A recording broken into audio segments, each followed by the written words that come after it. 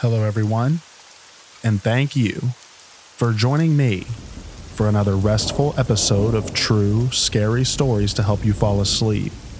Today, we're going to be having our weekly compilation of true, scary stories. I hope you enjoy them. So without further ado, lay back, relax, and enjoy these true, scary stories.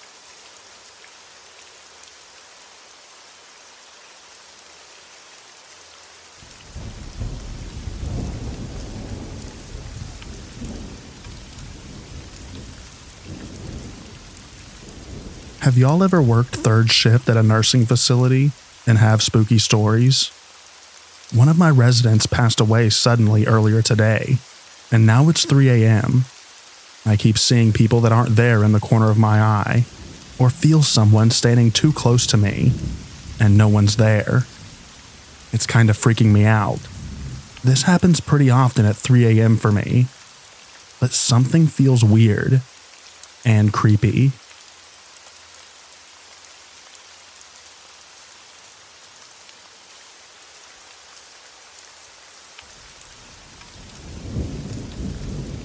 I work third shift and I see like black figures or people down the hallway, and in reality, no one is there.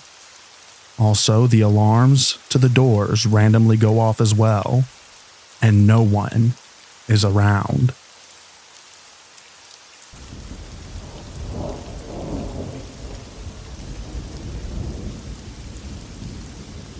We have black figures too. I started to tell someone training me overnight that I thought it was spooky there at night, and I keep thinking that I'm seeing things. He asked me if a thing that I saw was a black figure bending down, as if to adjust a TV. He laughed at me, because even though I was already the whitest thing he's ever seen, I became even whiter. We also have this thing when someone is dying. They see two little Amish children, a boy and a girl, wearing blue. One of my residents that was almost dead saw them. He is still with us, and now he is always trying to ghost hunt.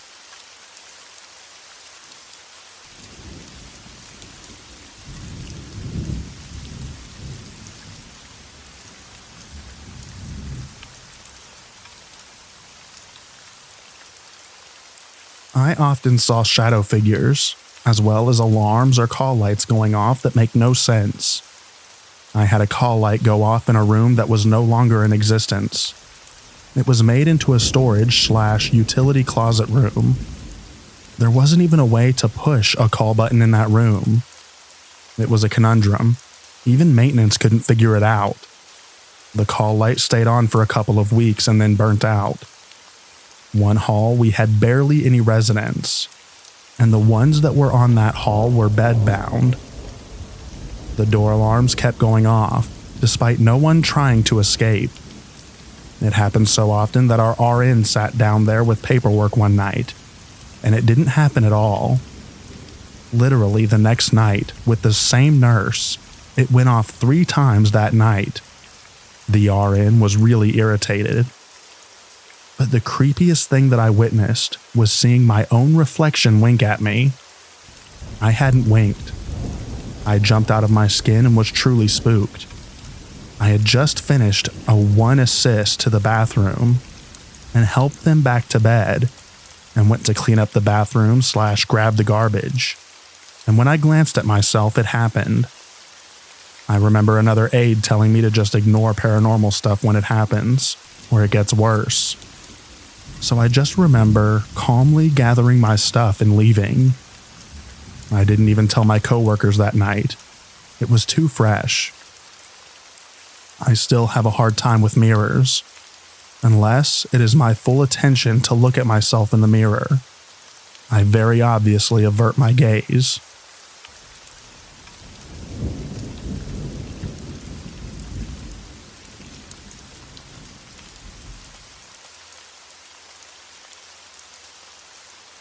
I worked in a medicine/surgical unit. Once in a while, we would hear children laughing near the door to where our post-ops would come down. One night we had an older lady in for pneumonia. She hit the call light and I walked in, and she asked if we could keep the noise down. It was just me and 2 other nurses at the time, so I was a little confused as to what noise she was hearing. 10 minutes later, she hit the call light again, and the RN walks in. The patient asks again if we could keep the kids quiet and have them stop running in front of her room. The nurse explained that there wasn't any kids playing in the hallway, and we shut her door a little more. About an hour later, we could hear the patient talking, and I walked in and asked who she was talking to. "Oh, just an old friend that I haven't seen in years." I was at this moment completely bat-crazy confused, and thought that she may have hit a bit of sundowners. Soon, her telemon started going a little funky. Oxygen was dropping, and her heart rate was near tachycardia. Thinking she finally fell asleep, and her O2 came off. The nurse goes in to readjust it back on. No. She was wide awake, and her O2 kept dropping, and her heart rate was now around 140. No sooner than 10 minutes later, we were coding her where she finally passed right away as day shift was coming in.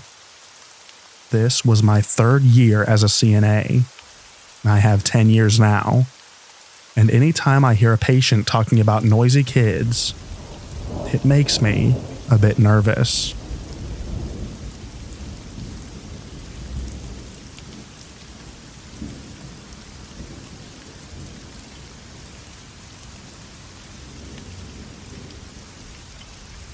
I worked at the nursing home, and one of my co-workers was killed in a car accident. She had long platinum blonde hair. A couple of weeks later, this woman was chatting with nursing staff about her dad who was terminal, and she was saying how he told her that the girl with the long blonde hair sits with him at night and tells him that everything is going to be okay.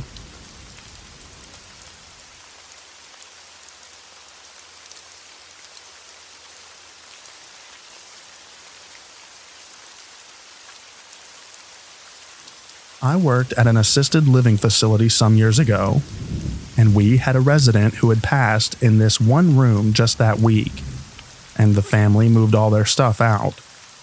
So the way that our facility was set up is you have rooms all along the outside of the facility with like patio doors, and then the inside rooms which created an open area in the middle of the facility for trees and whatnot.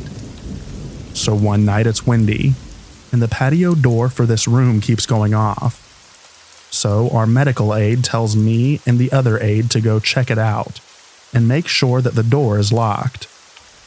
We go back there, go in the room to make sure that the patio door is locked and it won't lock.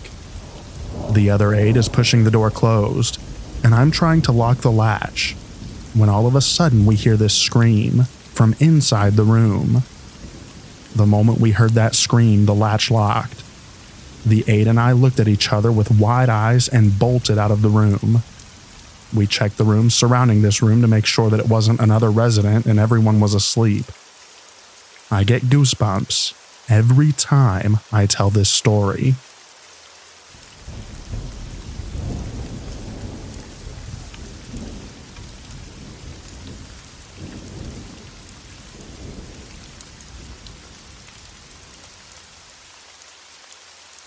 I worked with a charge nurse who was about the same size as a teenage girl.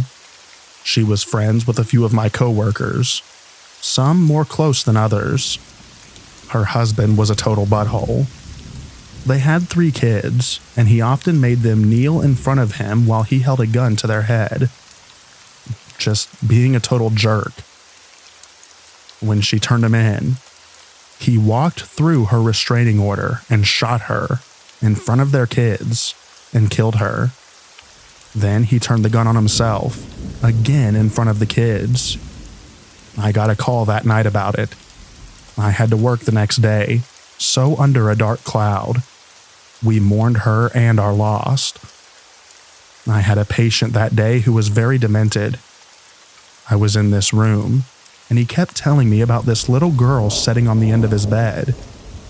I didn't pay much attention until the charge nurse's best friend walked in. "You see her, don't you? You were her best friend."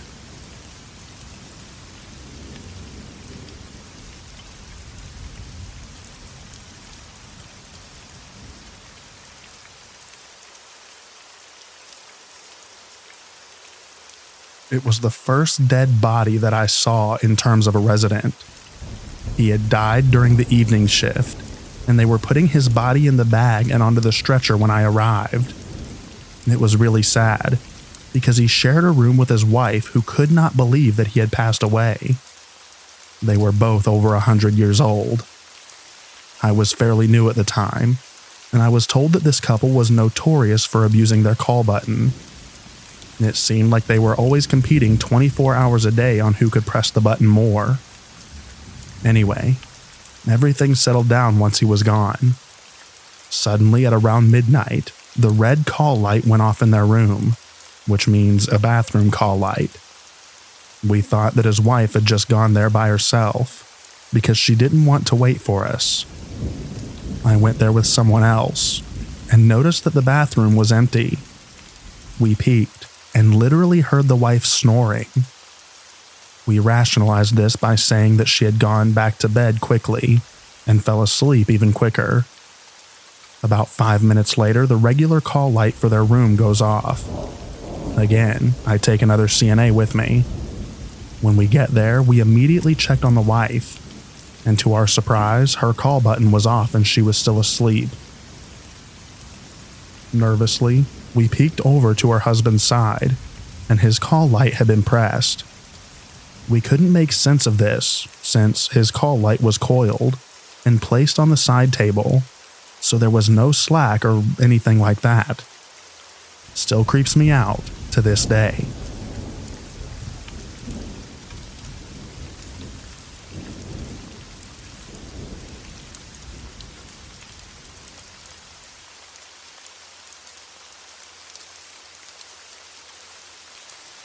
There was a patient who had passed away, and she absolutely loved watching TV. She would stay up at night and would fall asleep at around 4 a.m. or whatever. Anyway, right in front of her room, there's a wall that had a touch screen monitor for CNAs to chart on. Oh, and she also slept with the door closed, because she was not as sick or needed as much help as other residents, and to not disturb others with her shows. One evening she passed away. I'm unsure of the reason because she seemed healthy to me. Her body was picked up about an hour into my shift. So after her room had been tidied up, we turned the lights off and closed the door.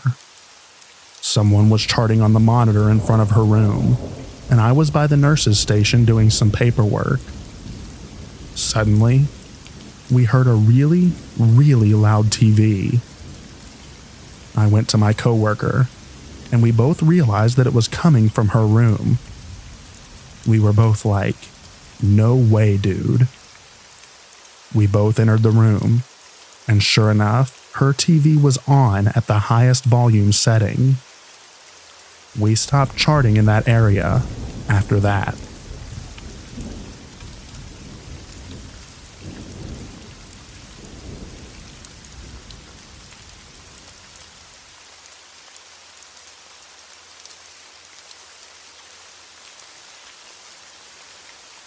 When I was a baby CNA, I was sitting on the couch between rounds when I heard something. I looked up and saw a tall figure at the end of the hallway disappear into someone's room. Carefully, I made my way closer, worried for the two old ladies in that room, but I couldn't hear anything. I approached and squinted into the dark room. Sure enough, there was that tall, willowy figure. It was peeing in the old lady's trash can. And it was just the tall, dementia resident from across the hall.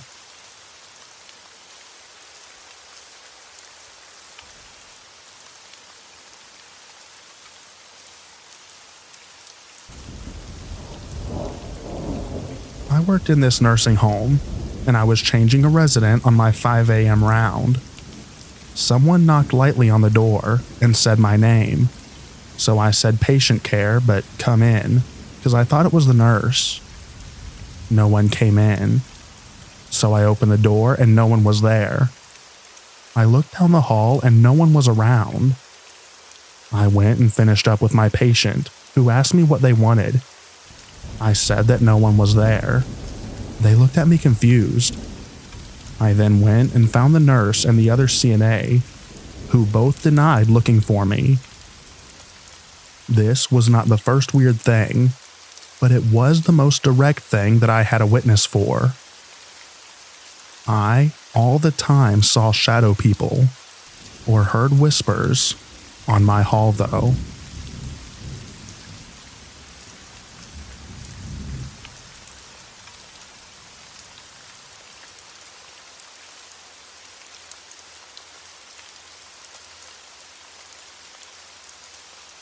I used to be a care manager at an assisted living facility for 6 months, for the largest franchise in the country. It is even known by corporate headquarters that this is the haunted one. It had been 2 previous assisted living facilities before this corporate buyout, so a long history of elderly people lived within these walls. 2 residents on the first floor, in 2 separate rooms, lay in bed nightly and watch out their window, and they both see the same thing. They see a large group of people come around 9, and they camp out on the large grassy area next to the building in front of the parking lot. It is so vivid to these 2 ladies, yet there is no one there. They have the exact same story, yet they never talk with each other to collaborate, as they are never in the same dining room or anywhere that they could exchange stories. Then one day, the one says that the children ran into her room in the night looking for their father. She looked into the bathroom, and the shadow figure father was just standing there. She was not afraid though. She was only worried about the children, as they came running into her room every night. She thought they were real. She got out of bed to come find me, to help her find the children's mother. She told me the story every day. She never thought any of it was strange.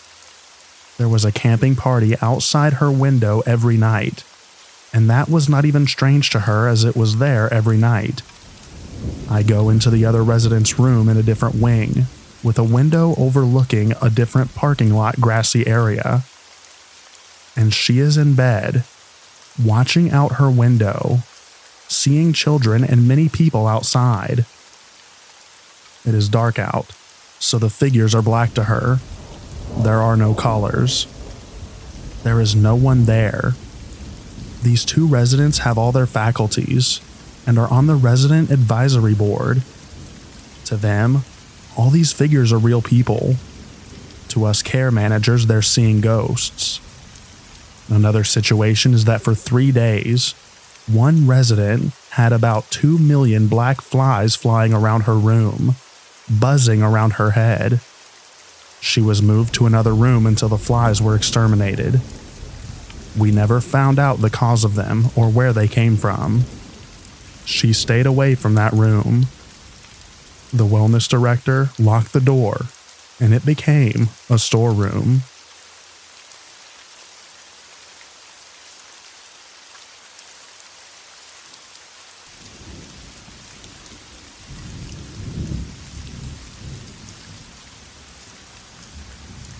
It was 3 a.m. rounds to go check my residence. I walked into, let's call her Sally's room, and woke her up gently and told her that it was time to be changed. She told me to get out while laying down before setting up. This is what got me. Her eyes slowly traced from the door all the way behind me, and she goes, "What are you doing, little boy?" And the next thing you know, the heater cuts on. Now, it was one of them wall units that sat under the windowsill. It did not have a timer or anything like that on it. It was really outdated. It worked perfectly though, so there was no way for it to cut on. because we usually cut it on for them in memory care.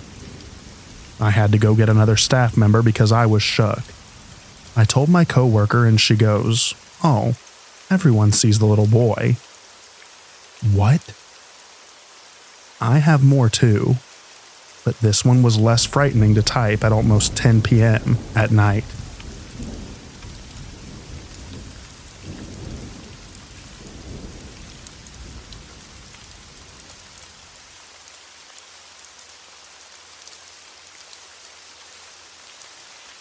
I'm a nurse and worked on a travel assignment at a children's hospital. I was in the BNT unit, and there were about 6 rooms, all private and had sliding glass doors. They surrounded the desk so we can see all the rooms when sitting at the desk.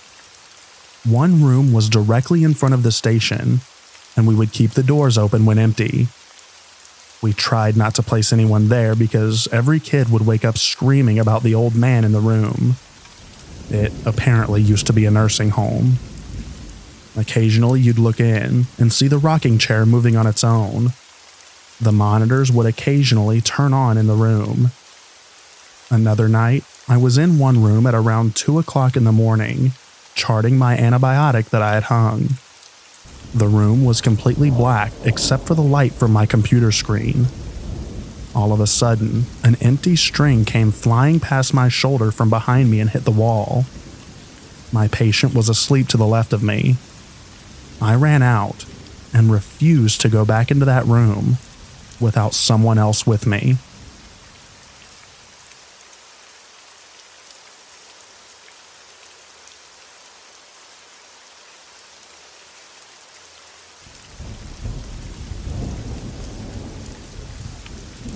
I worked neuro in a hospital and was charge nurse that evening. We have the neuro unit and its sister unit down a long dark hallway. This was the short stay unit. The unit was closed, as it is frequently due to low census. It was the old ICU 20 plus years ago, so as you can imagine, with all the lights off, it's pretty sketchy. I asked my girlfriend, who's a CNA, to come with me to look for supplies, as we had run out. We go into the unit and are snooping around the supply area, and just come out and all the bed alarms go off in one of the rooms. We go to turn it off, already freaking out, when we hear something else in another room. We turned that alarm off, and got the heck out, needless to say.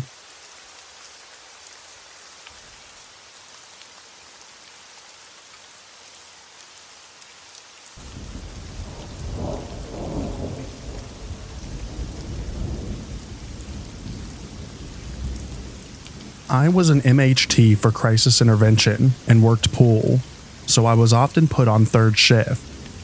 At night, yeah, there's the typical shadow figures and weird noises. Especially the children's unit was the most active, with weird noises and footsteps. However, the absolute creepiest time wasn't even paranormal. Think about the ring girl. Long black stringy hair. Pale, ghostly white face, long white gown, creepy demeanor, lurks and crawls. One of our patients had the exact look already, so I'm on third shift, doing a 15-minute check down the hallway. I walk up the hallway. I look into her room and am slightly startled by the way she's just standing there, slightly swaying, looking out the window, which had horizontal slatted blinds. So the moonlight shone in bright, but with horizontal shadows streaking across the room. Just her black, ring girl-esque silhouette swaying at the window. I tuck my heebie-jeebies away, breathe, and keep walking to check all the other rooms. Then I turn at the end of the hallway and walk back down, peering in the rooms one more time on my way. I am about to pass by her room again, and I am immediately struck with goosebumps. My hair raised. I didn't know why. I felt my gut start to twist and I stopped. I had to, oddly, compose myself before passing her room again. I have never felt this way before, checking on the patients. This was very new and caught me very off guard. Even the paranormal stuff that would happen was nothing like this feeling. I gained myself and began to walk, and I have to force myself to look into her room.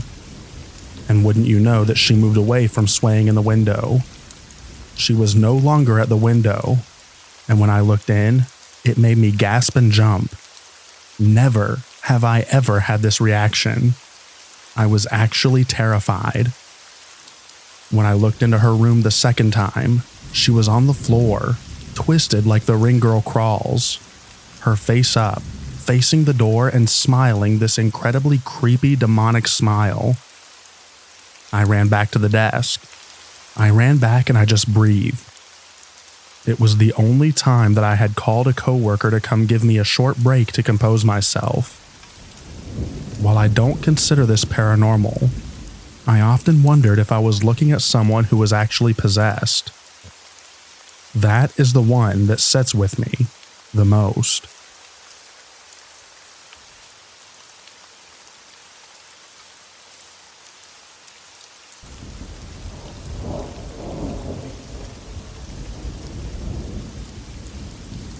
I used to clean a church alone late at night. There was a piano upstairs which I thought was broken, which was why it was upstairs in the attic. One night, I started hearing piano music from the attic. I immediately assumed that someone was up there pranking me. So I went up, and there was no one. When I turned around to walk away after realizing that no one was there, I heard a loud bang behind this metal door, which I assume was an attic closet. Never worked the night shift again. Asked the one other person that worked night shifts. She confirmed that weird stuff was happening, was normal.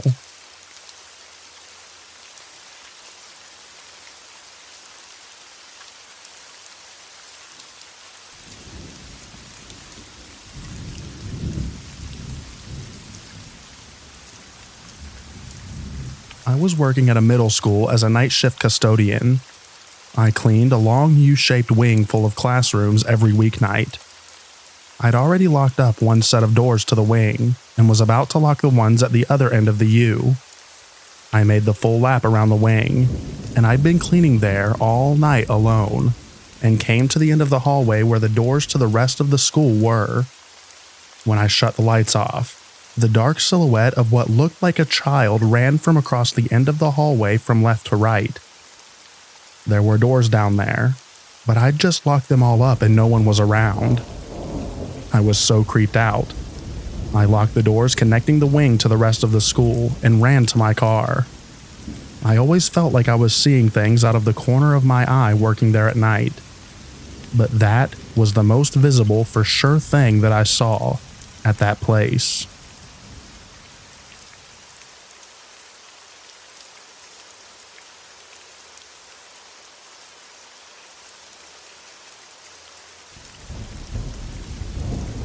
I worked as a night shift manager at a 24/7 gas station / fast food place in a sketchy part of town. I have hundreds of stories about the wild shenanigans of crackheads. Most aren't creepy, but more like what in the heck just happened. Like the guy who gave me a magic crystal to protect me from the apocalypse, because I covered the change he needed for some hot dogs. Or the other guy who tried to buy his cigarettes with lawn clippings, stating, "I know it ain't weed, but it works almost just as good," before just conking out standing at my register. I'm gonna go with the creepiest being discovering dead bodies. The first time. 2 regulars OD'd while hiding in my dumpster area. I called 911 and did what little first aid I knew, but the EMT said they'd likely been dead for hours judging by how cold they were. But I swear to God, I thought I could feel a pulse, and I clearly remember hearing a gurgling noise.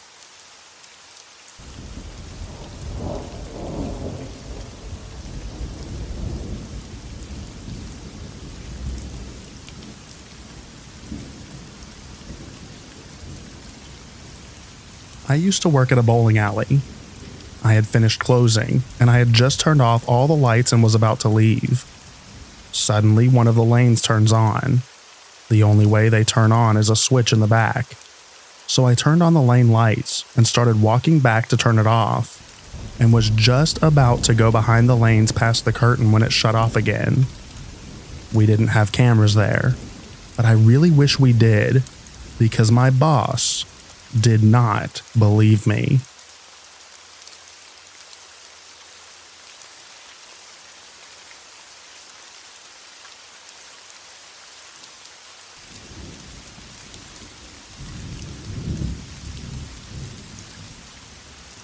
I worked nights driving a taxi cab, and occasionally I'd post up somewhere and take a nap waiting for a job. I was waiting at a hospital since you get good jobs sometimes. The hospital would give patients vouchers to go to another hospital or a shelter. I woke up and someone was sitting in the back. Seems I had forgotten to lock the doors. They admitted that they'd been sitting for a few seconds, but didn't know what to do since I was napping.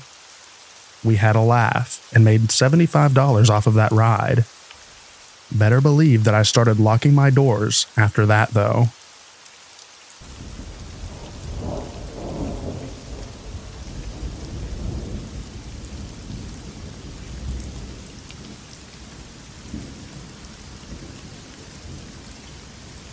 Two things happened when I was an overnight baker in a downtown area. Parking overnights is free in this downtown area, but it can be crowded. First come, first served. This one night, I parked a block away, and as I was walking to my job, this young guy is riding his bike around me in my car. He followed me close to my job. I was quickly able to get in the building. That morning when my boss came in at 4 a.m., he told me about his weird experience of this kid on a bike riding around him in his car. This guy did this for a few days until the weekend, getting closer each time. The last time he tried to hit my boss with his bike, but my boss managed to hop between two vehicles and walk away safely. We never saw that guy again. And number 2, in summer I would sit outside on a well-lit and busy side street, and on this side at the opposite end was a federal building with nothing between us but solid building. So this one night, I'm relaxing, and I look towards the federal building and see a person completely in shadow walking my way. Even walking under the streetlight, I couldn't see the features of this person. I quickly went in and waited from a somewhat hidden position to see who passed. No one passed at all in the next 10 minutes. I've never felt such malevolence from a person who was just walking, and it still bothers me 15 years later.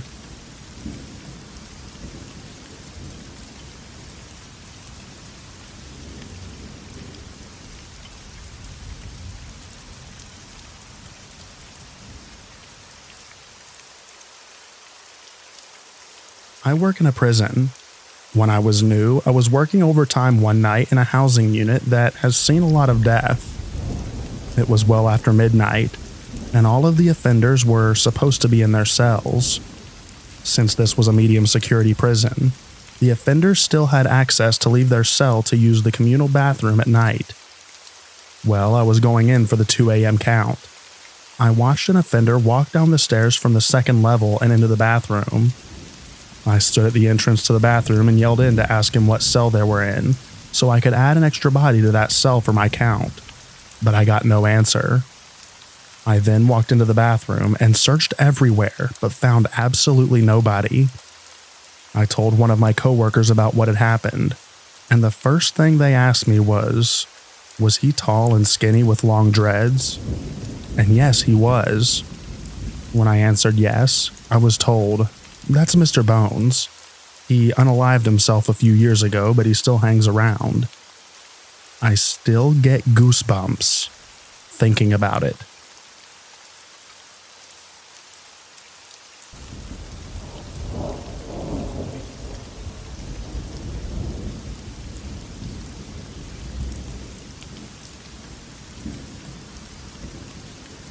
I worked for a moving company restocking the trucks based on supplies they would need that morning. It's a crappy job. Never work for a moving company. Do not do it. Anyways, I'm stocking a truck pulled up to the dock. when I realize my vision is getting fuzzy. I'm tired. I rub my eyes. My forearm feels wet, but I figure it's sweat and my vision clears. It happens again. I rub my eyes and my forearm feels wet again. I look at my arm finally to see hundreds of crushed baby spiders. My vision wasn't fuzzy. Baby spiders were crawling on my eyelashes. I was covered in baby spiders. I ran to the nearest water hose and got everything off. The next morning, I had lots of tiny bites on my legs, but otherwise, nothing else.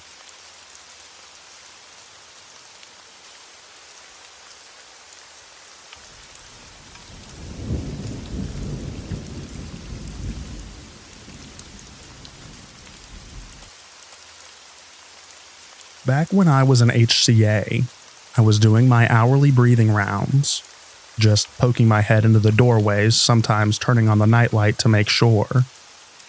And about halfway down the hall, I see a resident setting up at the edge of their bed facing the doorway. I ask if she's all right and if she needs anything. She was looking down, and as she looks up, her head kind of twists from side to side and looks up, but she maintains eye contact with me. In a hoarse voice, she replies, "Helen isn't here anymore." I ran to the nursing station and reported to the nurse. The nurse looks at me and kind of chuckles, saying it's impossible, as the resident is a total assist, basically not mobile, and not very verbal. We make our way down there anyways. Not even 2 minutes go by. The resident is tucked nicely in her bed, snoring away as though nothing happened.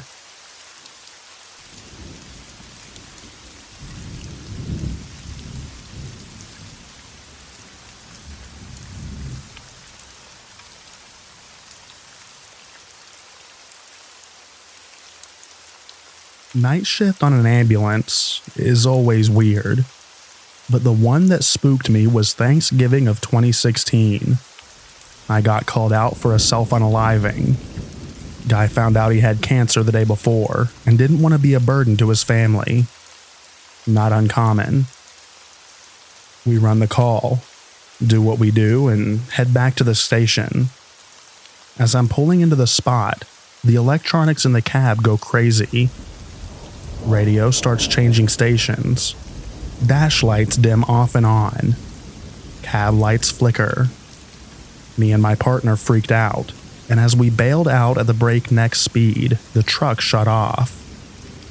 Took a second, looked blankly at each other, then lit a cigarette. Went to check the key and it was still on.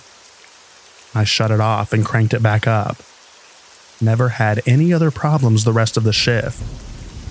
I've seen weird stuff, and will never have claimed to have seen it all.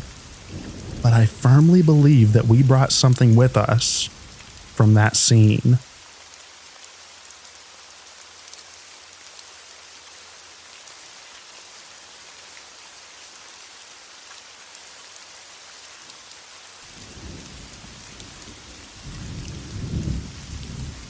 I used to deliver pizza to the worst areas of my college town until 2 a.m. nightly. We were the only pizza place in that city who went to those neighborhoods.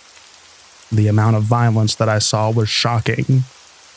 Being put in impossibly sketchy situations in the worst apartment buildings and the most dangerous street fights was frightening. The worst part was a massive mental hospital I'd have to deliver large orders to. Large enough to take me 2 or 3 trips through security, up and down elevators. Some of the patients were allowed to roam free. Some would stare at me through locked doors. This food was all for patients. This happened once a month, and that place absolutely scared the heck out of me.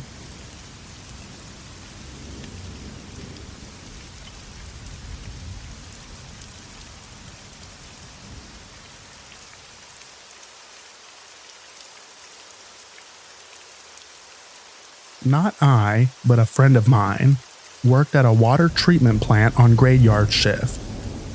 From what I understand, he was there to check levels, adjust stuff, and make sure nothing blew up. Just him. Access doors are unlocked, but he's inside an 8-foot-tall locked barbed wire fence. This place is next to a highway connecting two cities an hour away from each other, with not much in between. At about 2:30 to 3 a.m., he's killing time, playing his Nintendo DS when he hears a voice from behind him. Go, get on the ground. My friend goes cold, complies. He's held at gunpoint. This guy ties him up with duct tape, all while saying that he's sorry he had to do this, and steals the keys to his truck, his wallet, cards, etc. He hears him drive off, waits a little while longer, and finally calls the police. The guy was arrested later that day. Turns out, he had escaped from inmate custody in the next town over and was desperate. He'd probably been walking forever. My friend honestly had PTSD of sorts from it for a long while. He still works there, though.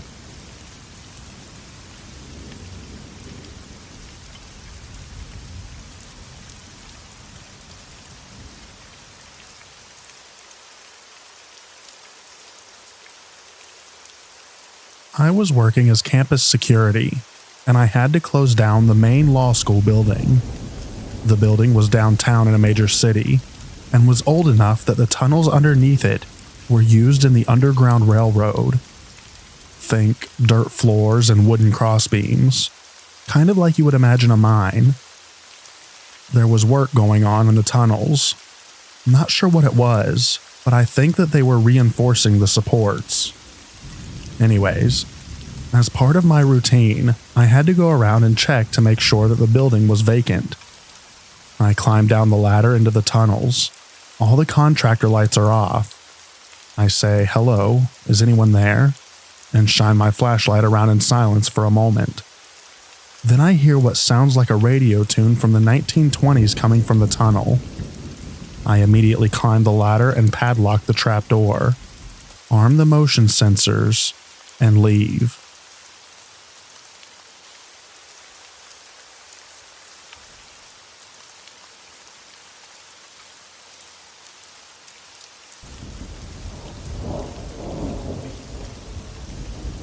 I don't do nights anymore, but for years I did nights in residential care facilities. One of the spookiest was in a soul-charged dementia facility. 15 D3 residents, and no one but me to keep an eye on them all. At around 3 a.m. in the morning, after doing an intentional round, where you check all the residents are safe and well, I hear the doorbell ring. I get a sudden wave of goosebumps because this is a secure facility, and it's the middle of the night. I go and look out the window. There is no one there. I blow it off as it being a hallucination. 10 minutes later, it rings again. I'm crapping myself at this point. I go back to the window and check again. No one there, but I look across the street and a strange car is parked there. I take a photo of it just in case, and then I go back to my station where I've been playing a game of Match the Card Suits with a delightful but very demented lady. I sit down, and she looks at me and says, "What did the gentleman want, dearie? He looked like he had a bad night and needs a cuppa." Chills go down my spine, but I brush it off because hallucinations are common with dementia, and this lady is particularly prone to not being oriented to time and place. The doorbell rings again, less than 5 minutes later, and this time I am really freaking out. Another of my residents is up and walking the hallway painting with a clean paintbrush to keep him occupied. I pass him on the way to the front window, and he turns to me and says, "Don't answer the door alone. He might hurt you," before carrying on painting. I'm trying not to cry. I don't know what to do.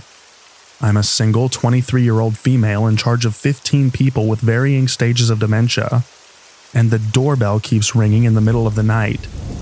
And it's a weekend, so my on-call won't answer the phone. She never does on the weekends. I look out the window and see the same car as before, and as I'm looking around, I see a shadow move in front of the door, and a person walks around the corner, and then looks straight in the window next to me. We make eye contact and I scream. My residents start freaking out. I'm freaking out, and the guy just bolts. I call the police. They turn up. It's chaos because I have 15 residents who have all been woken by the commotion, and now have 2 police officers in their space. My on-call isn't answering her phone, and I'm struggling to deal with the whole situation. Eventually, after many cups of tea and Milo, and 2 lots of PRN meds for the more challenging residents, we're mostly settled. It's now 7 a.m., and the handover shift arrives of a nurse and a caregiver. I tell them what happened, and they tell me that there was a woman down the road whose house was broken into, and she was attacked in her bed by a drug seeker who ransacked her house looking for drugs.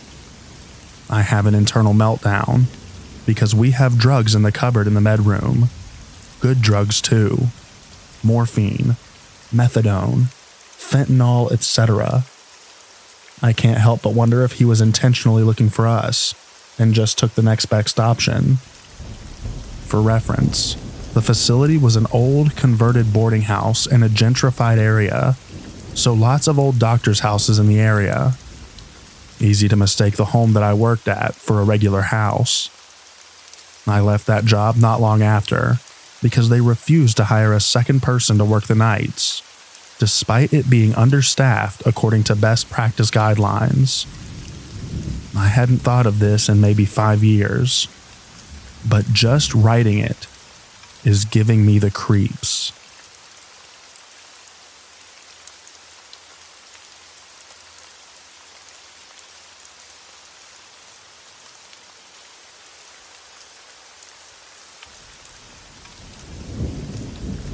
This happened when I worked in a hotel right out of high school.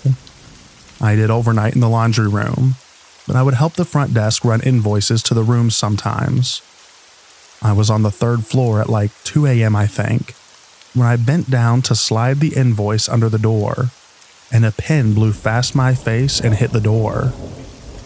I didn't keep pins on me, and I checked around the hallway, but it was silent. You know hotel doors. They're heavy and you can hear people open and close them. I am 100% positive that I heard nothing. When I got downstairs, I asked my coworker if they saw anything, but they said that they weren't paying attention to the security screen. It really freaked me out. That was the only thing that happened in the 8 months that I was there.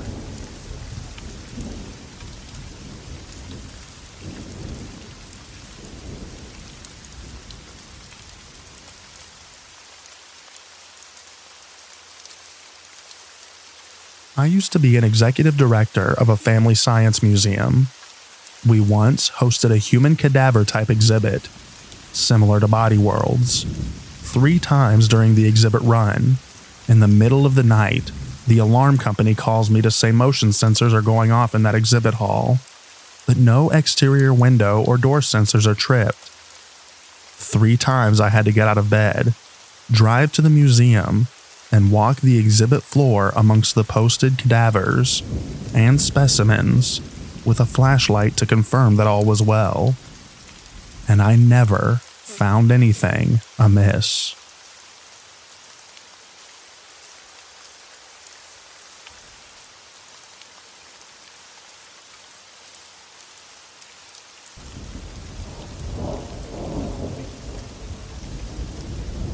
I work in water treatment, and one of our smaller plants is a bit isolated and run by a single operator. It gets densely foggy, and once I was near the door and 2 coyotes came out of the fog and stared through the glass and scared the ever-loving crap out of me. The MCC hums and chatters, so it sounds like people are talking all night. I once noticed out of the corner of my eye that the floor was moving, and realized the plant had been invaded by small frogs. Related note, frogs make a gross popping noise if you accidentally step on them. I went out to the chem feed room and found a wolf spider eating a frog. In winter, fog rises up off of the basins, and it is just creepy.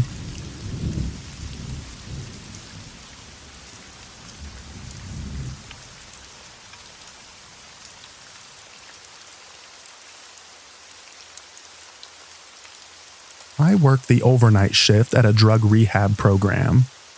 Patients reported strange things happening at night, and the former overnight staff also told me of different occurrences, including apparitions.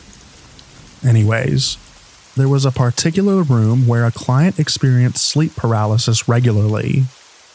I also felt cold spots in that room in the dead of winter, with the heater on high. Both of these things could be rationally explained. However, while doing my hourly rounds, I went to open the door of this room when I noticed the doorknob turning as if someone was opening it from the other side. No problem. Sometimes the patients can't sleep and get up to talk or smoke a cigarette.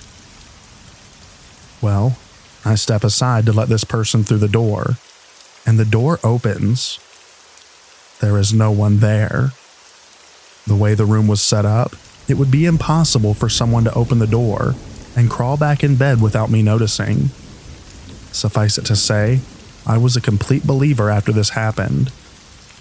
There was other creepy stuff that the staff and patients talked about, but this was my personal experience.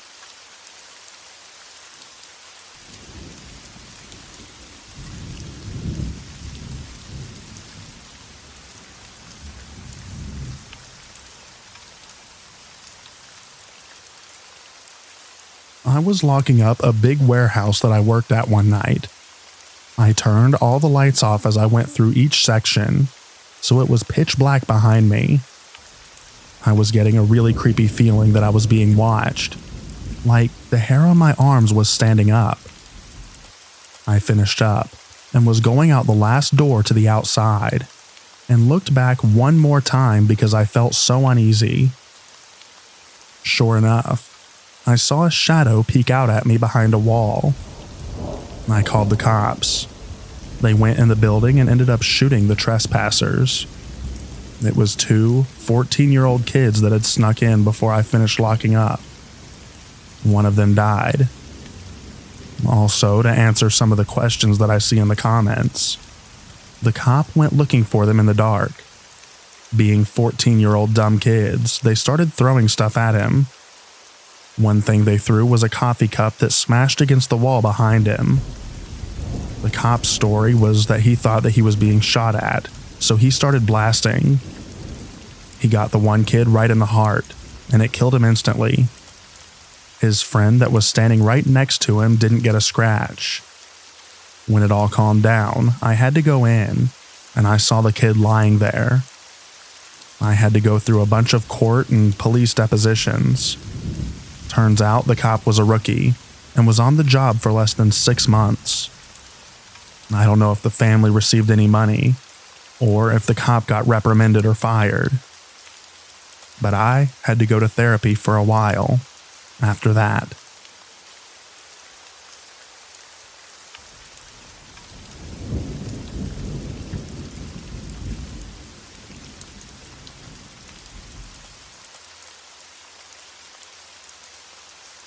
After my dad retired, he went and got a job as a security guy for a lumber mill near where they lived at the time. He said the creepiest thing that he had was one night in mid-January. He got there, clocked in, and the other guy had taken off for the night, so he was by himself. He said he stepped out and took about 3 steps, and the hair on the back of his neck stood up. It took a minute to realize what the deal was, though. And he said that he had a hard time figuring out what was spooking him because he didn't hear anything. Like, nothing. At all. No little animal noises. Nothing scurrying around.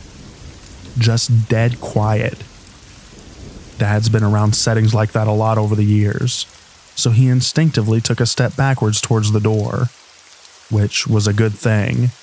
because the female great horned owl missed him by about 6 inches. He never heard her coming. For those that don't know, that species of owl is an apex predator and pretty territorial. Picture a bird with a 5-foot wingspan, a bad attitude, and knives on its feet that eat mice, rats, possums, raccoons, foxes, cats, rabbits, and other birds. And honestly, nearly anything else that it wants to.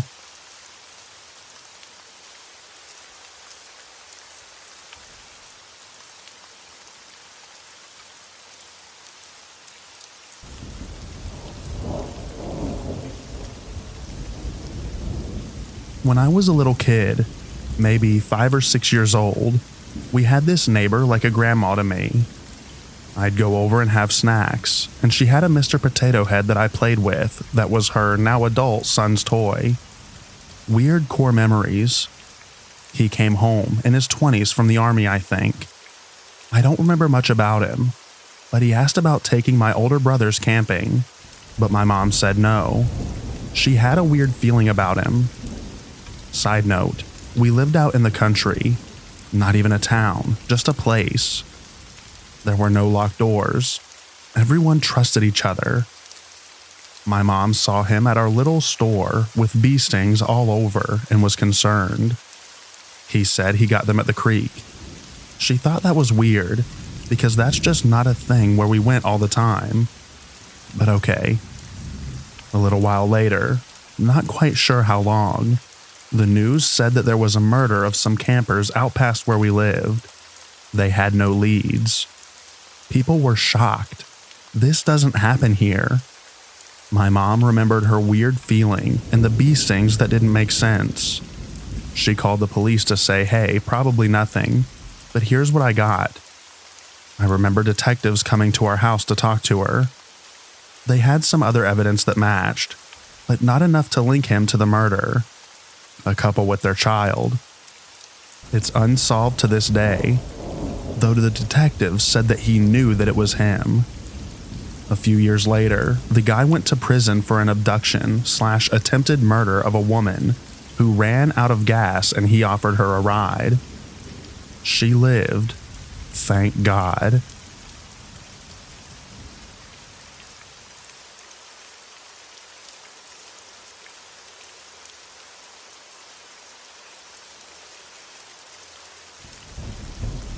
My college girlfriend called me one night. The Baton Rouge serial killer had been active for a while, and she was being followed all over town, and even after going in circles, by a white truck, which the killer supposedly drove. She fit the victim profile. She was brunette, living in, house sitting for her aunt, a wealthy neighborhood. My roommate and I drove over, and we filed in line behind her in the truck. She lived essentially on the LSU grounds, so I assumed it was a stupid student prank or something. She parks at her aunt's house. Truck stops one house short of her aunt's, and we pull in behind her.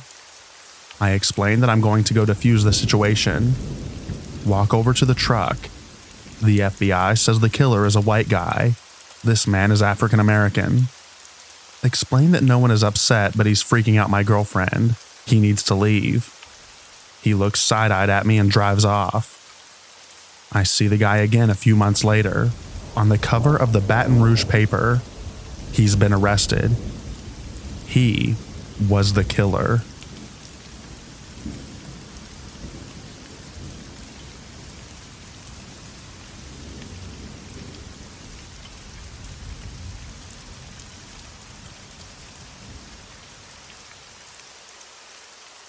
My brother was dating the love of his life up until a few years ago. They met because they both worked in a restaurant. He was a piano player. She was a waitress. Things were going amazingly between them. The only problem was she had a jealous ex. He knew when they left work and what shift they'd work since it was the same thing each week. He decided for whatever reason that he was going to teach my brother a lesson for dating his ex, and planned to attack him with a Stanley knife when he left work one evening. That night, my brother and his partner were getting ready to leave, and he stopped for a second to talk to a colleague, meaning she left first. As soon as he stepped out the door, he slashed her throat and then ran. She died in front of him. That attack was meant for my brother. He's gone through a lot of therapy and down some very dark paths since then, but is finally coming out of the other side of it. But it's terrifying how close I came to losing my little brother, and how much he lost as a consequence, because of some deranged nut job.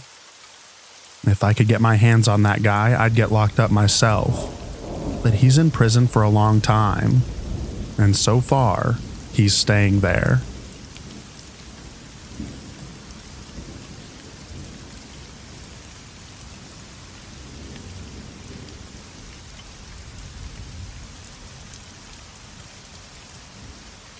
This is more disturbing than scary, but in my neighborhood there was an elementary school teacher for the elementary school that I went to.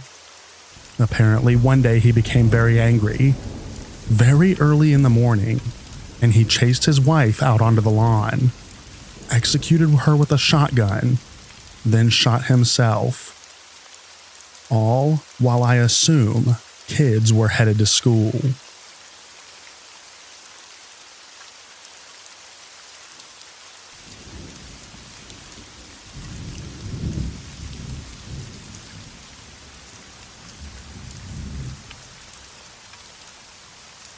My mom answered the door to a young guy who was scared to death.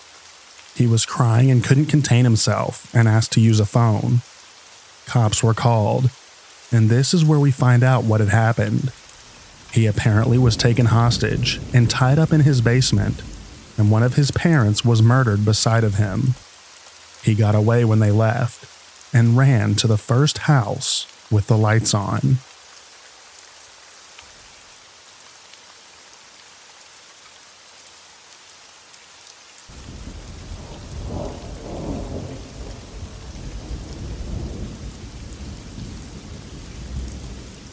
A man in my city dressed up as Santa on Christmas Day and slaughtered his entire family, killed his ex-wife, their 2 teenagers, his wife's sister, his brother-in-law, his niece, and then himself. Apparently he was having huge financial problems, and the stress on his marriage made him snap. Just Google Grapevine, Texas Christmas murders if you don't believe me. It really was very sad.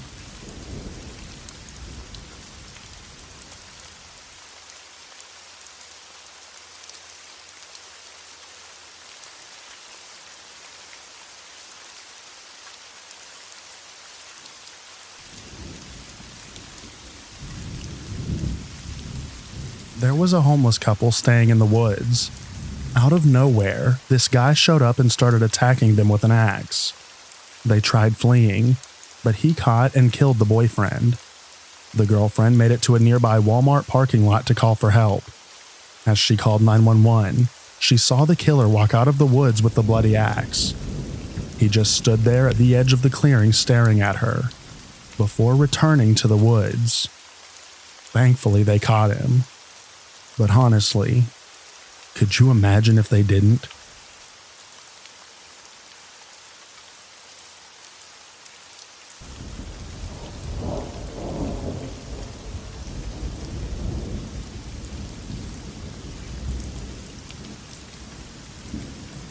My parents went to the same high school in the late 80s, early 90s. A guy a year or 2 younger than my mom was suspended, and as a result, being kicked out of his house. He broke into a local sheriff's house to steal a gun, showed up to the school to say goodbye to his girlfriend, before heading out on the road to who knows where. The assistant principal approached him in the cafeteria during lunch and told him to leave immediately. He turned around and fired a round directly into the assistant principal's head.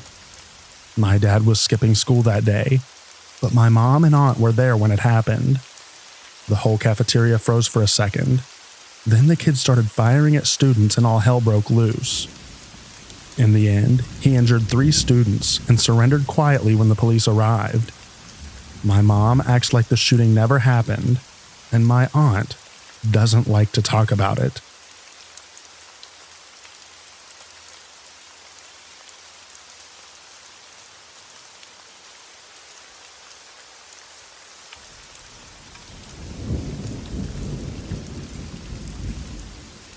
This is a terrifying but true story that I experienced when I was 12. I moved to my dad's when I was 10 and didn't know anyone in the area except for the family that my dad was friends with.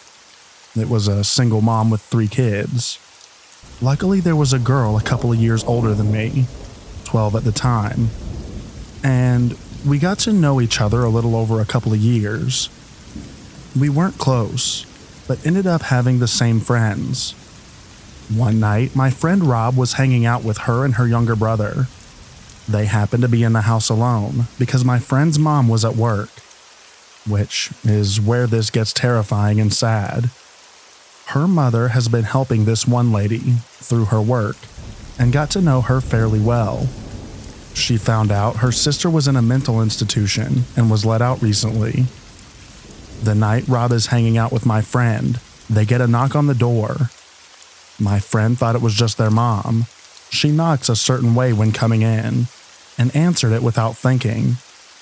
Rob wasn't supposed to be there, and he took off through the window to his house down the road. He never thought twice about it. It wasn't her mom.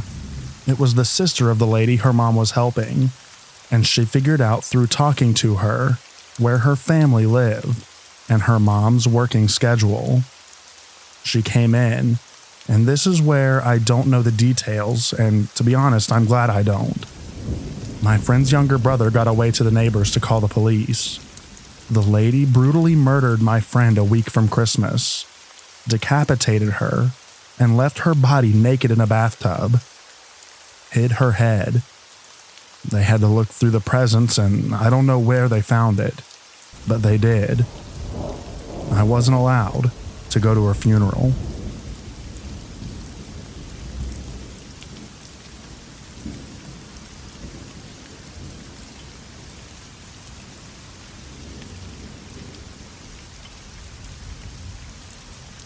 One night, a husband and wife were in their first-floor condo, sound asleep in their bedroom. The wife heard a noise that was loud enough to wake her up. She thought at first that it was just one of those noises and was probably nothing. Nevertheless, she lay very still and listened carefully to see if it was anything. Sure enough, she heard someone going through their condo. She shook her husband awake and immediately put her fingers to her lips when he woke up. She whispered to him that someone was in the condo. The husband crawls out of bed and goes out to the living room and shouts, "I know you're in here, so just get out." The intruder doesn't leave, but instead comes at the husband and begins to fight him. The husband is very strong. He has a physical job and has very powerful hands. Still, the intruder goes round and round with the husband and won't stop. The husband continues to try to convince the intruder to leave. He won't. The wife is still in the bedroom with 911 on the line at this point. The husband finally gets the intruder in a chokehold, feels the breath going out of the guy, knows that if he continues, he will strangle the intruder. Husband doesn't want to kill anyone, so he starts to ease up on his neck. Once the intruder feels his breath coming back, he reaches into his boot, pulls out his knife, and stabs the husband in the chest. The intruder runs into the bedroom where the wife is, grabs her purse, and takes off. Husband comes back into the bedroom and is completely gray with blood squirting out of his hands as he clutches his chest. 911 gets there shortly after and rushes the husband to the hospital, where emergency surgery takes place right away. Turns out, the intruder hit the husband's lung, and he almost died. Kill or be killed. This story is about me and my husband.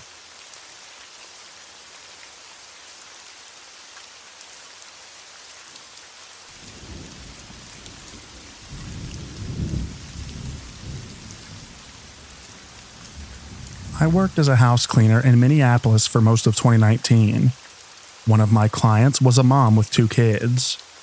They lived in an old house that they kept pretty tidy, but I always got a sad, run-down feeling when I did my cleans.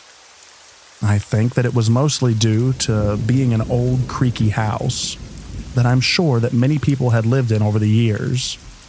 But it also had the look of being hastily furnished and mismatched. Secondhand goods. The mom was very mild-mannered and soft-spoken. She had a quiet confidence about her that just seemed like a gentle soul. Most of the times I cleaned, she was in her room on work calls, but occasionally I was left in the house alone. Her boys had Pokemon bed sheets, and so many books strewn about their room. I didn't interact with the boys much, but they seemed like goofy, normal kids, with a caring, hardworking mom. During one clean, I was tidying up their living room, which had a desk in it. The desk was covered in papers, and I decided to stack them so that I could dust off the table. The papers on top of the pile were from the woman's lawyer, detailing finalized divorce proceedings. I didn't read much further, but did learn that she was now separated from her husband. I left the cleaning company that fall and moved on to other work, eventually leaving Minneapolis in fall of 2020 to move in with my parents in Virginia. That December, I got an email message from a therapist that I regularly saw back in Minneapolis, whose mailing list I'd forgotten to unsubscribe from. She said that she was taking time off of work as the boyfriend of her child had been shot and murdered. She included a link to a database for people who had been the victims of gun violence in the Twin Cities. My morbid curiosity got the best of me, and I started scrolling through and reading about the people listed. About 20 minutes in, after clicking to the next page, I was startled to see pictures of the woman that I used to clean for, as well as pictures of her 2 children. I Googled her name and learned that in early December of 2019, her ex-husband had come to her house to pick up the boys as usual. But this time, he brought a gun. The kids ran out to meet him, excited for their time together, and then realized he was armed and tried to run away. He shot both boys in the front yard, multiple times in the middle of the day, in front of neighbors. He then went inside and shot and stabbed their mom, before shooting and unaliving himself. He allegedly left a note, but it has not been publicly released. I cannot claim to have really known this woman and her kids, but it is a strange feeling to be intimately familiar with a family's home and belongings, and to then learn they all had been murdered at said home by someone so closely linked to them. Suffice it to say that I've spent a lot of time learning about their murder, reading about family annihilation, and trying to understand how people can get to the point where they feel that that is the right and necessary thing to do. I wish her family as much peace as possible to feel after something so incomprehensible and violent.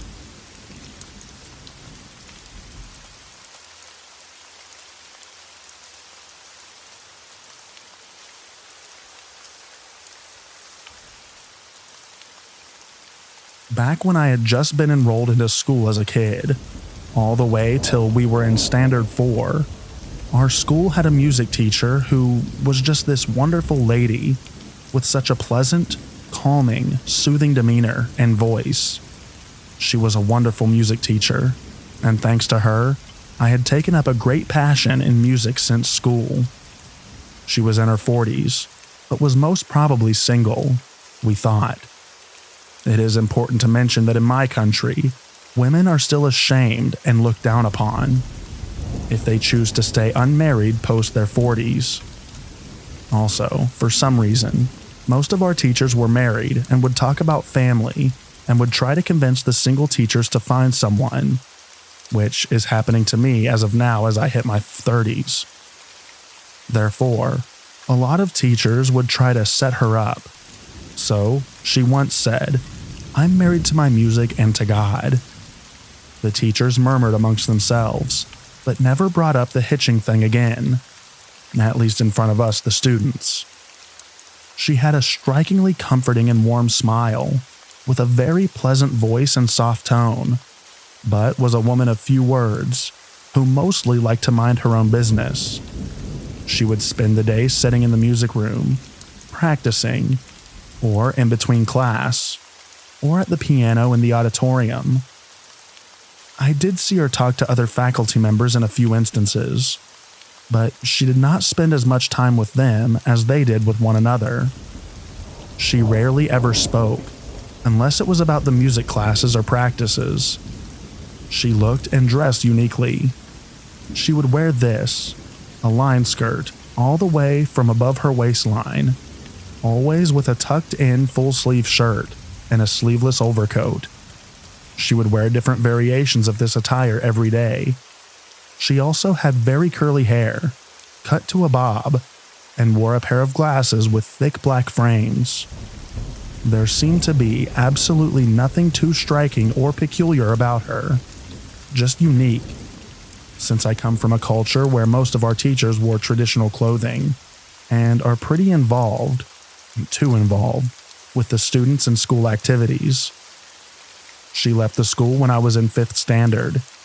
We all bid her a warm welcome. I remember feeling quite sad, actually. It had been years since then. I was now living in another city altogether, going to my 2nd year of university, when one morning, I read a bizarre news article that was freshly breaking from my home city and gaining traction nationwide. It was one of the weirdest, most bizarre true crime/mysteries that I had ever read. As it happened in my hometown, I was obviously extra interested. A father had self-immolated in the bathroom of a very old house in a posh, quiet neighborhood of the city. The son was completely unaware and looked disturbed. Upon further investigation, police found 4 other dead bodies in the house, nicely nestled on a bed, in a room with fresh food served, incense burning, and music playing. Where the bodies had decomposed skeletal remains of the daughter/sister, with 2 other dogs on either side of hers. The windows and ventilations of the room were carefully boarded and blocked. The son/brother was called in for questioning. He had been living with the corpse for a very long time. Police soon discovered that the brother was mentally unstable, and there was way more to the story than they could ever fathom. They found out that the family did not speak to each other directly, but communicated only through chits, the messages on which were bizarre and eerie. The brother maintained a journal, which not only indicated towards his deteriorating mental health, but also revealed dark, dysfunctional, abusive, and incestuous family secrets, with possible hints of necrophilia and cult-like religious practices. It was a strangely tragic case, with a very deep and dark insight. What struck out to me personally was the name of the woman whose skeletal remains had been discovered. It sounded way too familiar. I searched up some more and found another article, this time with a photo of the deceased woman. To my utter shock, surprise, and disbelief, it was our first school music teacher.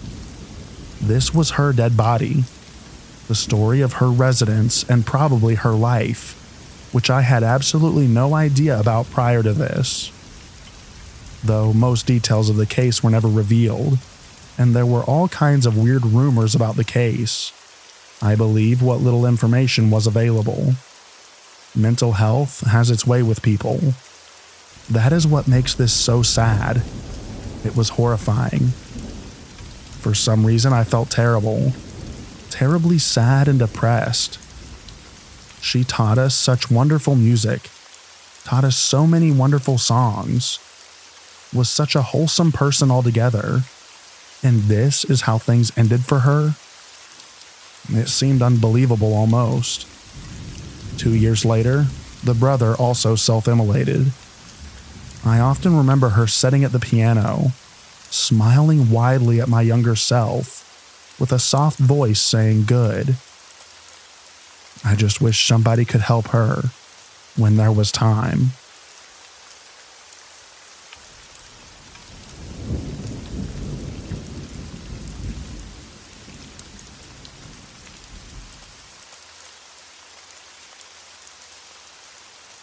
I had gotten out of an 8-year abusive relationship and met someone on a popular online dating app. To be honest, I wasn't looking for anything serious, just someone to go watch a movie or have a drink with every now and then. I had 2 boys and was happy and living a peaceful life on my own after going through hell. So I met this guy who was just a couple years older than me, and he had turned his life around. When he was younger, he used to be in gangs and drugs, and now he was into working out and staying really fit and doing family stuff. I guess you can say that I felt protected by him. He was a hard worker, self-sufficient, had a son, and he loved going to the gym every day. I myself had kind of a crazy past, but overcame, and so we seemed like a perfect fit. We would go to dinner, movies, normal dating stuff, but he eventually wanted to spend more and more time together, and I was having trouble giving up all my free time for him, and he would get very, very angry about this. After being with a controlling, possessive jerk for so long, this was obviously a red flag, and after 3 months, I told him I didn't want to see him anymore. He said that he needed to confess something to me. He admitted to me that he was using steroids, and that was the reason for his mood swings. He cried and said that he was sure that was the reason, and was willing to stop if it meant that he could have another chance, and I obliged, but only under the condition that we remain friends. Things were okay for a while. We saw each other maybe every other week, and he started wanting to see me every week, to which I told him that I was not interested in being anything other than friends at the moment, since I was not ready for a relationship. He tried talking me into giving him another chance, but I just didn't find myself interested in him in a romantic way, and so I insisted that we just be friends. I stopped talking to him because I got mad at his insistence that we still talk every day, since he said that's what friends do. He would always ask about my whereabouts, and ask for pictures of who I was hanging out with, and I told him that that is not what friends do, and he just insisted that he innocently wanted to see what I was up to. Fast forward 6 months later, and I hadn't spoken to him at all within that time. I was happy and living my life, and on one particular night, when my youngest son was at his dad's, I went out to a local bar with friends. My oldest son, who was 13 at the time, was home alone, so I left a little early to make it home at around 10 p.m. I lay down in bed and go to sleep. So, a little info on my living situation. I had been living in my condo for almost a year now, and we lived in a great, safe community, and I would leave my patio sliding glass door open with the screen closed to get a breeze in at night. No biggie. My bedroom was close to the patio, and my son would sleep in the loft that was closest to the front door. I'm dead asleep when I suddenly feel someone slowly sit on my bed. I'm laying in bed, wondering why my son would come sit on my bed so slowly. He wouldn't. I turn around and it's not him. It's Mario, not his real name, laying down in bed next to me. I sit up and ask him how he got in. He's not answering me. He says, "I needed to talk to you." I said, "Okay. When you need to talk to someone, you don't sneak into their room. You call them. You leave a note for them. Literally anything but this." I'm thinking I'm going to kill my kid for letting him in. He said, "I didn't have your number anymore. I needed to talk to you before it's too late." I didn't even entertain the "before it's too late" bit because I was livid, but something told me to keep my cool. I sit up and say, "Look, I really want to talk to you too, but not like this. Please just leave, and I promise we will talk tomorrow. Call me tomorrow." He gets up and walks over to my side of the bed and starts rubbing my shoulders and is slowly making his way to my neck. He says, "Do you really want to talk?"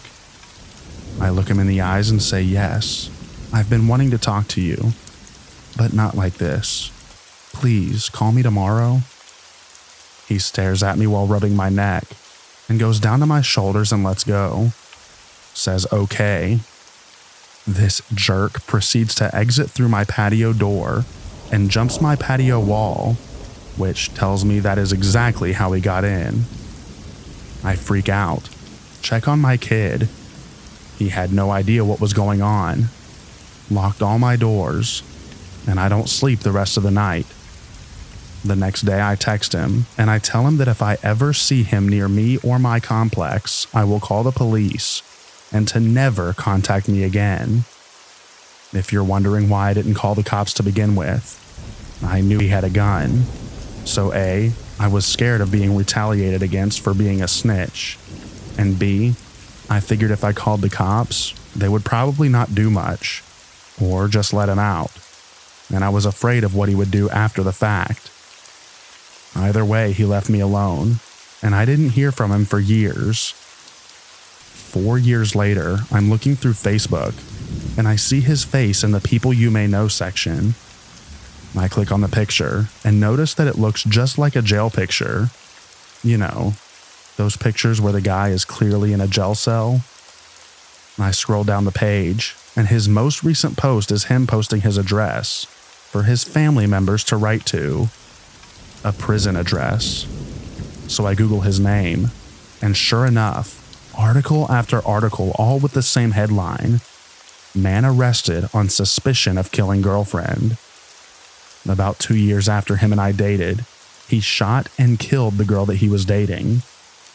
That could have been me, and I feel like crap thinking if there was anything I could have done to stop him. Even scarier thought is that he only got 12 years for her murder.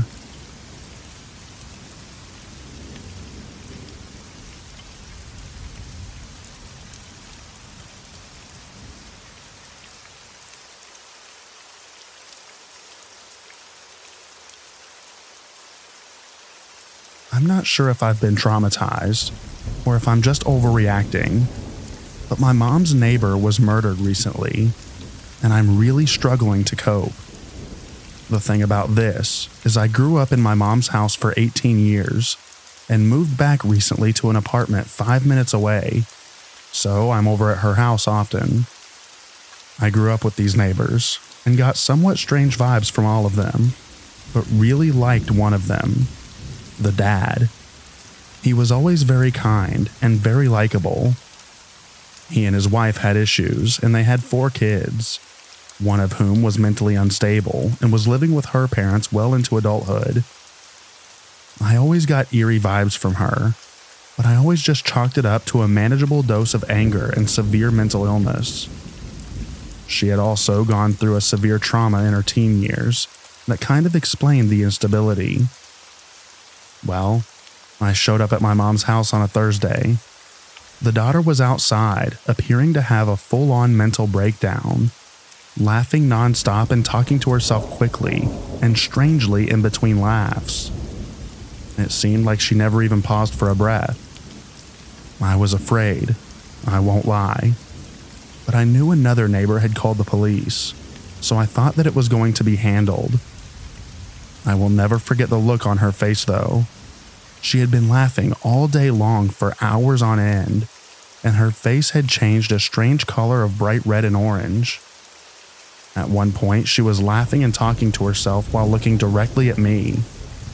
By the end of the evening, she was inside, and the house was quiet, and I stupidly assumed in her state that it had somewhat lessened. You would think I would know how bad it was, and how dangerous she was from the description. But if it's someone you know, or even just see regularly, somehow you just don't consider that they can be as dangerous as what you hear on true crime podcasts. The next day, police and ambulance came and taped off the house. I assumed that it was a self-unaliving at first, and I was only a little surprised. Then we found out that she had murdered her father. He was a sickly and frail older man who had been taking care of her alone out of compassion.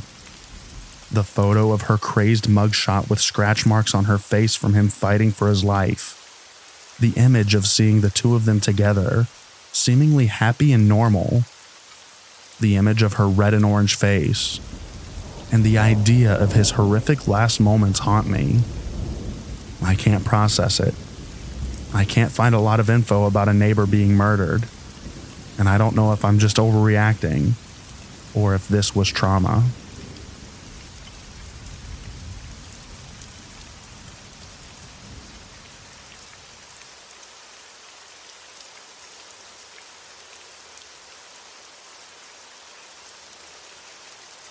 The creepy guy that I dated is a murderer. As a teenager, I waited tables in a local restaurant to pay for the gas for my car. I met Mr. Creep there. In my naive mind, he seemed normal at first, despite the fact that he was 20 and wanting to date a 17-year-old. Leaving my job after dark scared me, so I taught myself to get in my car, shut the door, and lock it in one fluid motion. It made me feel safe. One night I was leaving work, and had just gotten into my car when Mr. Creep seemed to just appear out of nowhere, yanking my door handle to try and open it. I looked into his eyes in the split second before he smiled, and what I saw absolutely chilled me to my bones. I don't know how to describe the evil that I saw. From then on, I was terrified of him. But I didn't let on because I was afraid of what he might do if I told him that I never wanted to see him again. After this, he constantly lied to try to impress me and tried to invent ways of being alone with me. But my instinct was to run, so I avoided him. About 2 weeks after this incident, the restaurant got robbed, and there was significant evidence against Mr. Creep. Just not the kind that allowed the cops to charge him. I sent all of my text conversations with Mr. Creep to the police chief, in hopes that it would help. Mr. Creep slithered away after that, but I always looked over my shoulder. About 5 years ago, he messaged me on Facebook out of the blue.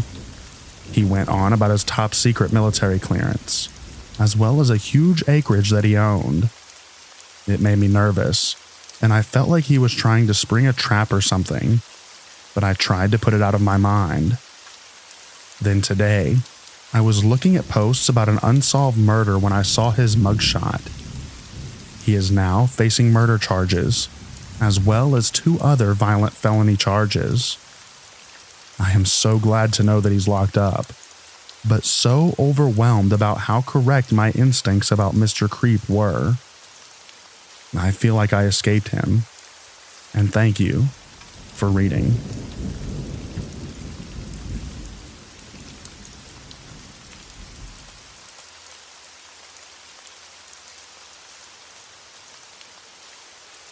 So today has been a particularly slow day at work, and I've been killing time reading these stories. Maybe enough time has passed and I can share mine. I had this friend who was really into the occult. Unfortunately, I was the one who got him turned on to it. We had a mutual appreciation of the paranormal and all things weird, so I thought the subject would interest him. He started going deep into the subject to the point where he wouldn't talk about anything else. He would actually interrupt a conversation and force the subject back to occult matters. Rude, but sometimes people go through phases where their interest is all they want to talk about. It was a mostly forgivable offense. I think I should mention that this particular friend didn't have a very large friend circle. His depression and introverted nature kept him inside a lot. He didn't have the best luck in relationships with women. His world was kind of small, and I did enjoy hanging out with him, so I did my best to be a good friend. I didn't want to just brush him off because he was acting a little weirder than normal. Honestly, for the longest time, he was a totally normal guy. We'd chat and play games together on the PlayStation. Sometimes we'd go see movies, with my boyfriend accompanying us. We all hung out at the park. We went swimming. Overall, we had a good time hanging out. Things started to go downhill when he started to smoke DMT. Personally, I think psychedelics are amazing tools that can offer insight into your life, but they should be treated with respect. My friend got to the point where he was making it himself, apparently a pretty easy thing to do after a meager amount of research, and he was smoking it daily, multiple times a day.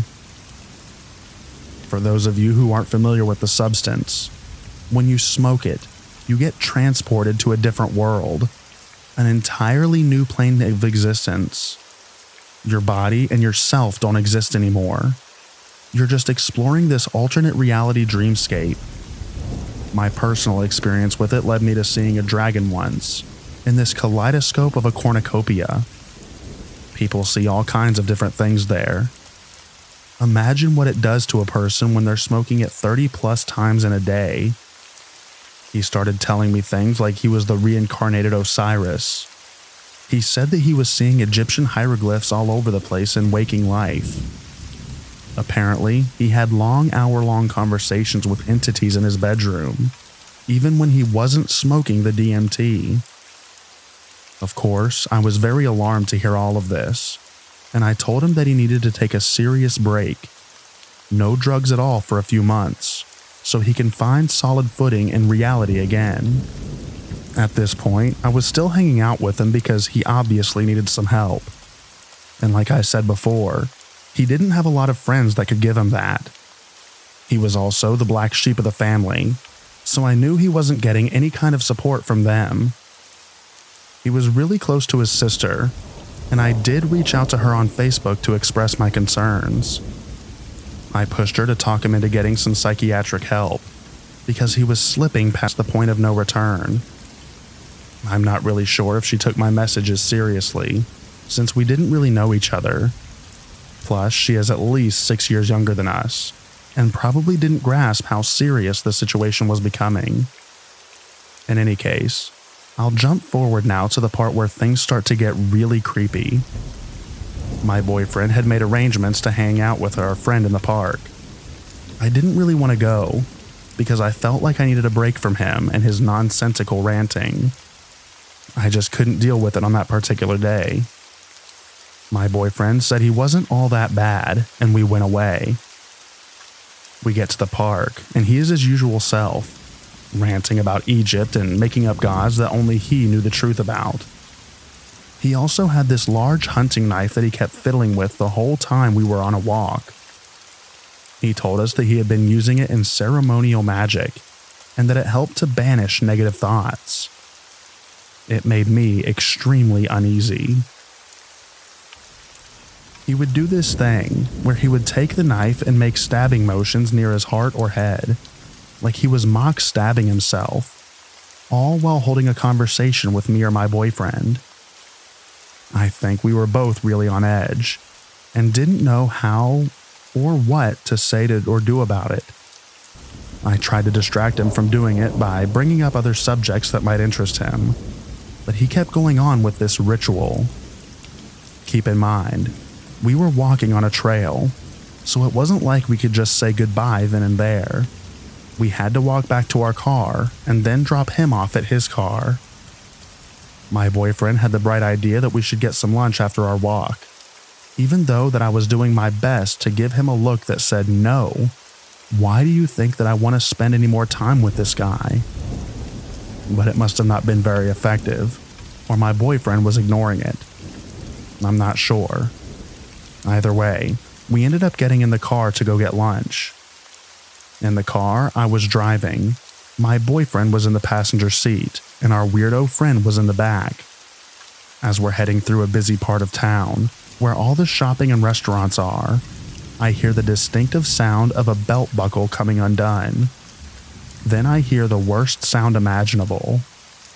I peek out the corner of my eye, and my suspicions were confirmed. This guy was doing stuff in our back seat. Instantly, I felt sick to my stomach, and all the nervous energy I had throughout the day popped up in my head. I was trying not to shake, and trying to ignore it and drive through heavy traffic. I kind of had a freeze response, I guess. The whole time I kept thinking about that huge knife that he had in his pocket. and obviously he was completely off of his rocker now. I was afraid to say anything or confront him because I didn't know how he was going to react. This part is nuts. My boyfriend didn't even seem to notice, and the whole time he kept rambling on about God knows what. I couldn't listen because my thoughts were 100% focused on driving and trying to act like I didn't know what was going on in my back seat. We get to the restaurant, and my boyfriend runs inside to grab food.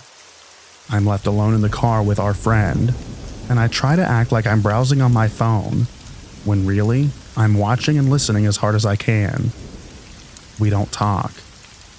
My boyfriend gets back, and I explain that I'm tired. It's been a long day. Let's just drop him off, etc. So I drive us back to our friend's car, and he doesn't get out of our vehicle. He just sits there. I have to get a little bit rude and ask him to please get out and go home. He gets out of our car and walks over to his passenger side. I start getting really scared and suspected the worst.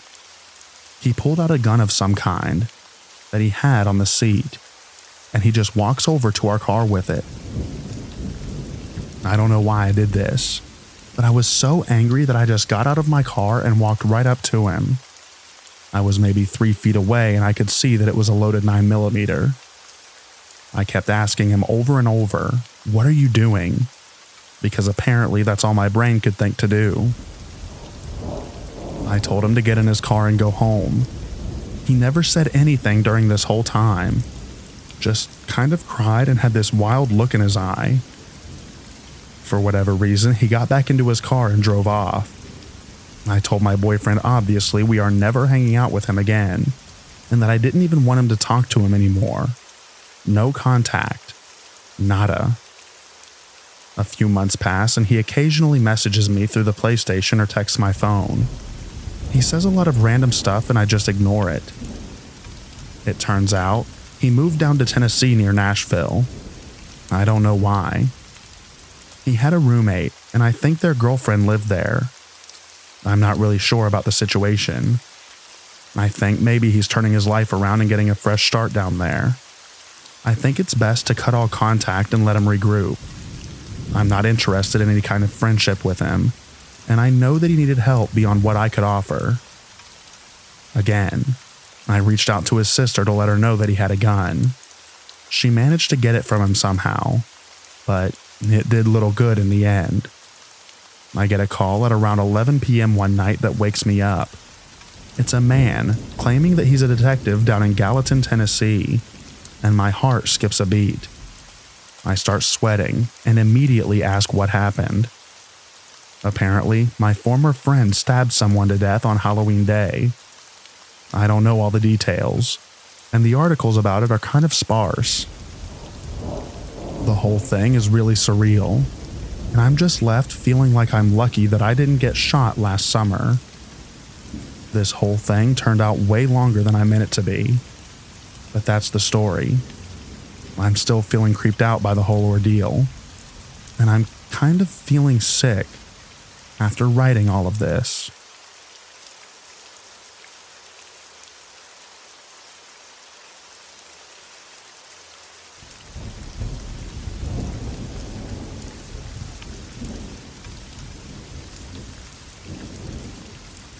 To give a little context, I used to work at an apartment complex. As a result, I've had my fair share of creepy encounters. Most residents keep to themselves and don't cause issues, probably about 95%. But the other 5% took up almost all of my time. Isaac was one of the 5%. When he first rented his apartment, he definitely had stoner vibes, but he was nice enough and passed his background check. Almost immediately, however, he started causing issues. The lady next door complained that she could smell his smoke constantly. The guy downstairs complained he could hear his stereo at all hours of the day and night. Another resident accused him of following him home one night. The police were regularly there, breaking up fights between him and his girlfriends. We caught him hiding 2 large dogs in his apartment, and he regularly let them run loose. which ultimately resulted in another dog and 2 people getting attacked. He accidentally discharged a gun in his apartment once. Needless to say, he caused a lot of issues. At first, he was very apologetic, and he would make an effort to remedy the problems. But things kept getting worse, and after a year of weekly calls or notices from the office, he eventually became standoffish. One morning, I received a call from Isaac letting me know that he'd broken up with one of his girls, and she wouldn't leave the apartment. He asked me to personally come up and remove her. I'm a small woman, so even if I wanted to take the risk, I physically wouldn't be capable of wrestling an angry woman out of his apartment. I suggested he call the police. He then asked if I could make a maintenance man come up to remove her. I offered to call the police on his behalf, but Isaac said he didn't want to involve them and hung up. A few hours later, Isaac came down to the office with a jump drive and said that he needed to print out a 50-plus page document. Residents weren't technically allowed to use our office printer, but on the rare occasion that someone asked to, I usually didn't say no. It was an easy way to build good rapport. But between Isaac becoming such a problem tenant and now how large his document was, I told him that I couldn't print his document. I gave the excuse that our printer and toner and paper was out, and that we would get in trouble for printing such a large document out for him anyways. Not liking my answer, he started screaming about how it was BS. He accused me of being useless, bringing up my refusal to fight his ex, and power tripping. He called me a B-word multiple times, and said someone needed to bring me down a peg. I was pretty over him at this point, and told him that if he was going to behave like a child, that he needed to leave. He told me that I couldn't make him. Bluntly, I told him that he would leave or I would call the police and have him removed. I also told him that I would ban him from the office going forward. Normally, I tried to kill the residents with kindness, but his lease was ending in a week, and I didn't care anymore if he hated me. My threat seemed to work. He angrily knocked my pen holder over, and then slammed both doors hard as he left. The following morning, a cop was waiting for me when I got to work. He asked if Isaac was a resident, and I confirmed that he was. The officer explained that a body of a teen had been discovered the day before, and Isaac was their prime suspect. He was the last person to text the kid asking him to meet somewhere, where his body was found shortly after the message. The police believed Isaac had been paid to kill him. Based on the timing of the text and when the boy was discovered, Isaac would have had to have left my office and gone directly there. Ultimately, the police wanted to use Isaac's move-out day as an opportunity to try and catch him. To nobody's surprise, he did not show up. When I walked his apartment to inspect for damage, there was a lot. I found a bank receipt from the day of the murder. Someone had wired him $17,000. Thankfully, I never saw Isaac again. He was caught in another country a few months later, and is now in prison.